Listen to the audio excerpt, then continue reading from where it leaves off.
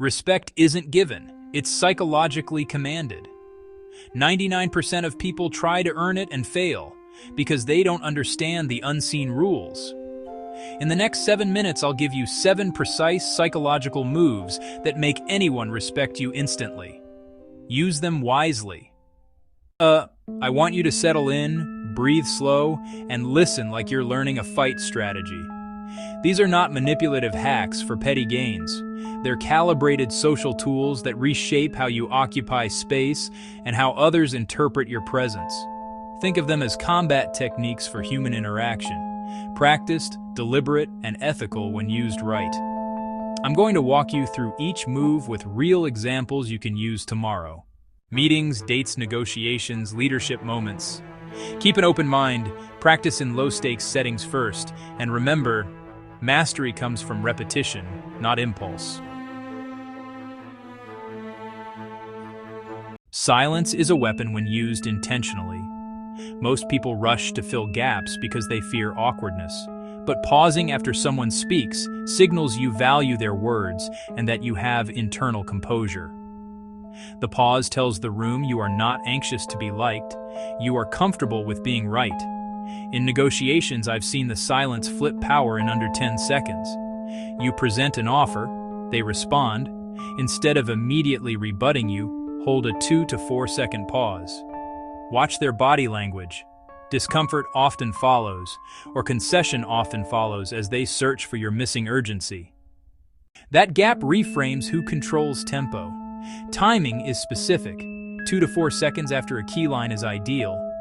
Long enough to feel intentional. Short enough not to be rude.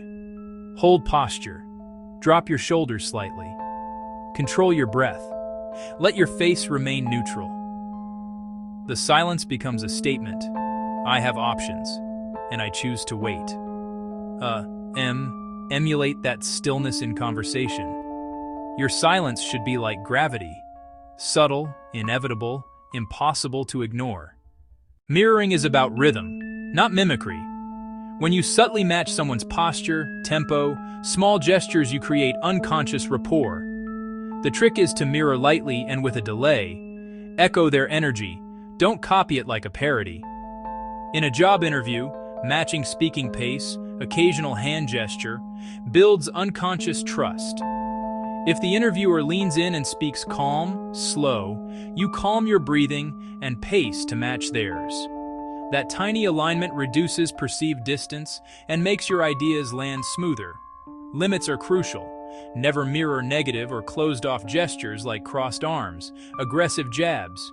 Instead, mirror open, confident motions, an open palm, relaxed shoulders, a measured nod.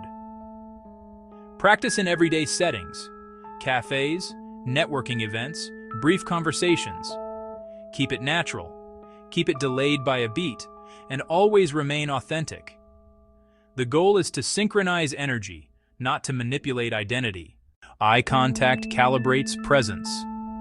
Holding someone's gaze for an extra beat shows you are fully there. It communicates confidence and that you're comfortable being seen. But this isn't staring. Measured, softened, intentional. When greeting someone, hold eye contact just a fraction longer than usual, an extra heartbeat before you look away. That tiny extension creates a sense of recognition and authority. People interpret it as honesty, focus. It makes your presence matter. Be mindful of cultural norms and personal comfort. In some cultures or situations, prolonged eye contact can be confrontational. Read microsignals. If the other person looks down or shifts away quickly, ease off. Respect boundaries while maintaining a steady center. Use eye contact as punctuation, to emphasize a point, to validate a statement, to signal you expect an answer. It strips noise from interaction and forces clarity. You either meet the look or you don't. Chapter 4. The takeaway method hinges on perceived scarcity. Offer something desirable, then calmly withdraw it, to increase perceived value. It's simple psychology. Scarcity breeds attention. Sudden unavailability raises worth. In a negotiation, offer a concession, later retract it or limit it, with calm rationale.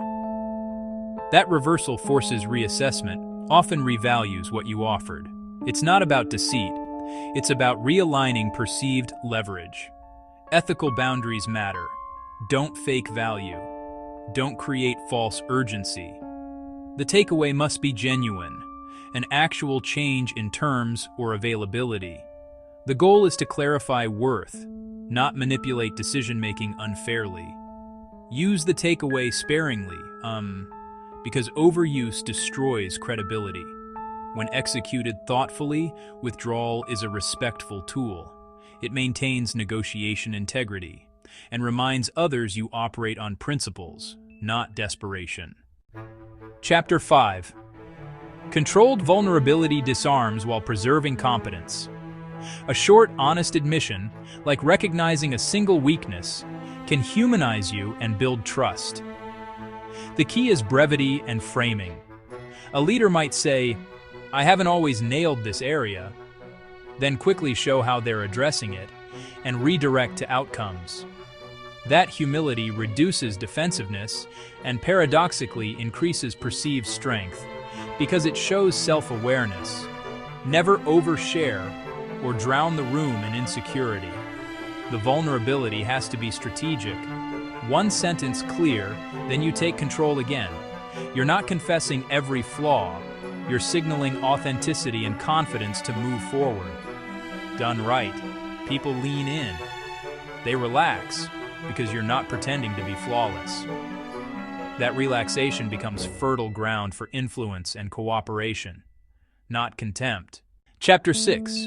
Your body speaks before you do. Shoulder alignment. Slow, deliberate gestures, minimized fidgeting. Small, controlled movements suggest internal calm. Frantic motion suggests anxiety. Learn to use micro-movements as punctuation.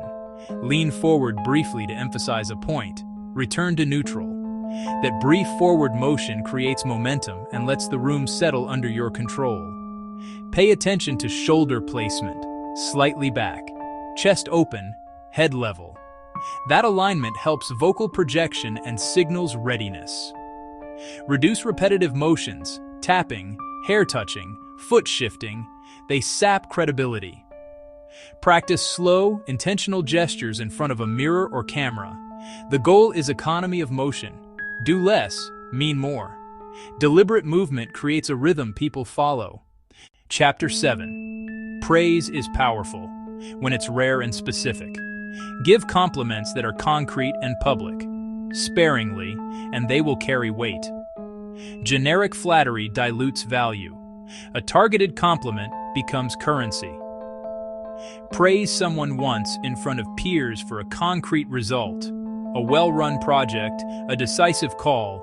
That recognition elevates both of you. It signals that you notice outcomes, not just effort, and that your approval is earned. Don't hand out praise like candy. Reserve it for moments that truly matter. When you do praise, be precise. Name the action, name the impact, name why it stood out. That specificity makes the compliment memorable and credible. This scarcity of praise creates prestige.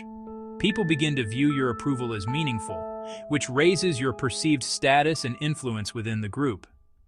Outro.